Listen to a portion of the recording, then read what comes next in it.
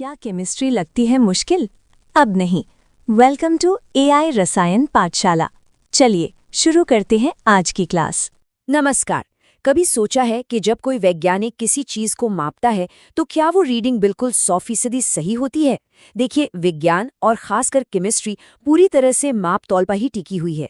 पर क्या ये मुमकिन है कि हम किसी चीज को एकदम 100% सटीकता से माप लें? आज हम इसी की गहराई में उतरेंगे और माप तौल के पीछे के विज्ञान को समझेंगे।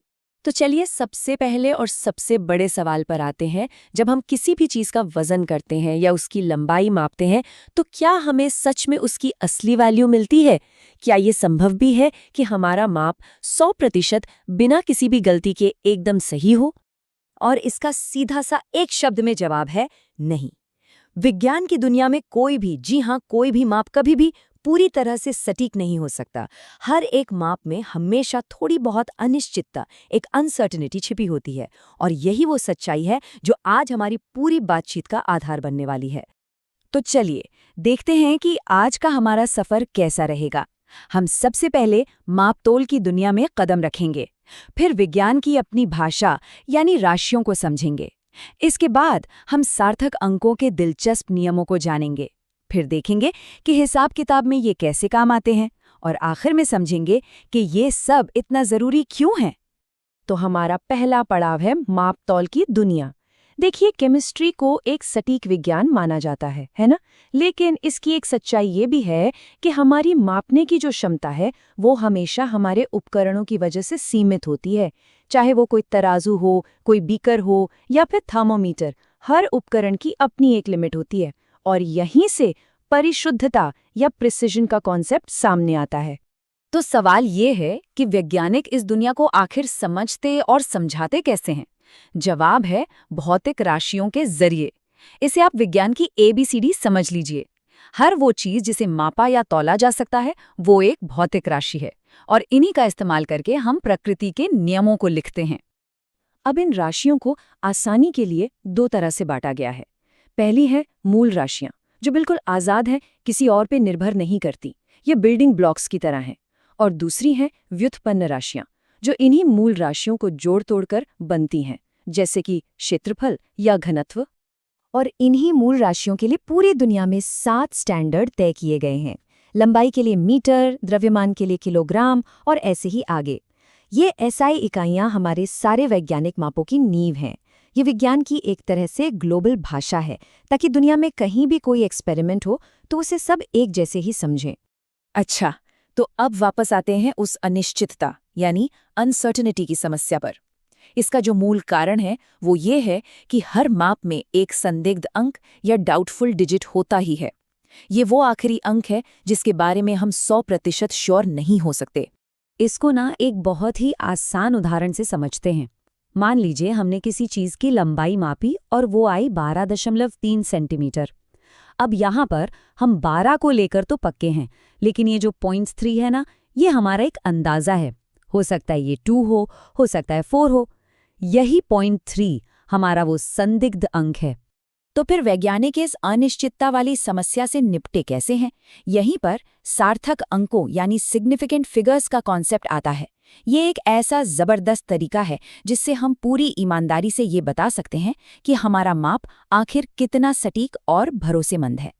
तो ये सार्थक अंक हैं क्या? सीधे शब्दों में कहें तो किसी माप में वो सभी अंक जो मायने रखते हैं। इसमें वो सारे अंक आ जाते हैं जिनके बारे में हम पक्के हैं, और साथ में वो एक आखिरी वाला संदिग्ध अंक भी। ये किसी माप की क्वालिटी बताने का एक तरीका है। अब इन्हें पहचानने के कुछ बहुत ही सीधे साधे नियम हैं। चलिए फटाफट देखते हैं। पहला नियम, 1 से 9 तक के सारे अंक हमेशा सार्थक होते हैं। दूसरा, अगर कोई 0 2 अंकों के बीच में फंसा हुआ है तो वो भी सार्थक गिना जाएगा।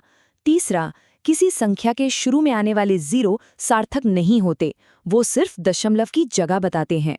और चौथा और सबसे ज़रूरी नियम, दशमलव के बाद आखिरी में आने वाले 0 बहुत खास होते हैं, वो सार्थक होते हैं क्योंकि वो हमें उपकरण की सटीकता के बारे में बताते हैं। लेकिन यहाँ एक बड़ा दिलचस्प सवाल उठता है, उन संख्याओं का क्या जिन्हें हम मापते नहीं बल्कि गिनते हैं? मान लीजिए 20 अंडे या 5 किताबें, इनमें कितने सार्थक अंक होंगे? इसका जवाब है अनंत। जी हाँ, इन्फिनिट। ऐसा इसलिए क्योंकि जब हम कहते हैं 20 अंडे, तो वो संख्या बिल्कुल सटीक होती है। उसमें कोई शक, कोई अनिश्चितता नहीं होती। वो 20,000 है और आगे भी 0 लगते चले जाएंगे। इसलिए वैज्ञानिक तौर पर इसमें अनंत सार्थक अंक माने जाते हैं। तो ठीक है, अब हम सार्थक अंकों को पहचानना तो सीख गए हैं। असली चुनौती तो अब है जब हम इन मापों को अपनी गणना में इस्तेमाल करते हैं, मतलब इन्हें जोड़ते, घटाते या गुणा भाग करते हैं, तब क्या होता है। चलिए देखते हैं कि कैलकुलेशन में सटीकता कैसे बनाई रखी जाती है। यहाँ पर ना 2 अलग-अलग नियम काम करते हैं। जब हम जोड़ या घटाव करते हैं तो नियम ये है कि हम दशमलव के बाद के अंकों को देखते हैं। हमारा जवाब उतना ही सटीक हो सकता है जितनी हमारी सबसे कम सटीक माप, जबकि गुणा और भाग में हम कुल सार्थक अंकों की गिनती पर ध्यान देते हैं। आइए जोड़ का एक उदाहरण देखते हैं। मान लीजिए हमें इन 3 संख्याओं को जोड़ना है। कैलकुलेटर तो हमें बताएगा 31.122, लेकिन हमारे नियमों के हिसाब से क्योंकि 18.0 में दशमलव के बाद सिर्फ एक ही अंक है जो कि सबसे कम है, तो हमारे अंतिम जवाब में भी दशमलव के बाद एक ही अंक होना चाहिए। इसलिए सही वैज्ञानिक उत्तर होगा 31.1। गुणा का नियम भी बिल्कुल इसी तर्क पर चलता है। कहते हैं ना, कोई भी जंजीर उतनी ही मजबूत होती है जितनी उसकी सबसे कमजोर कड़ी। तो अगर आप किसी एक माप को, जिसमें 3 सार्थक अंक हैं, किसी दूसरे माप से गुणा करते हैं जिसमें सिर्फ 2 सार्थक अंक हैं, तो भले ही कैलकुलेटर कुछ भी दिखाए, आपके अंतिम जवाब में भी सिर्फ 2 ही सार्थक अंक होने चाहिए।